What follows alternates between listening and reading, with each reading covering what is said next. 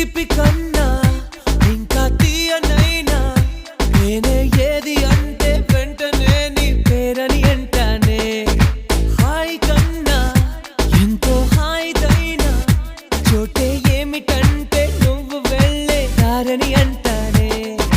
నీలాల ఆకాశం నా నీలం ఏదంటే నీ వాళ్ళు కళ్ళల్లో ఉందని అంటారే.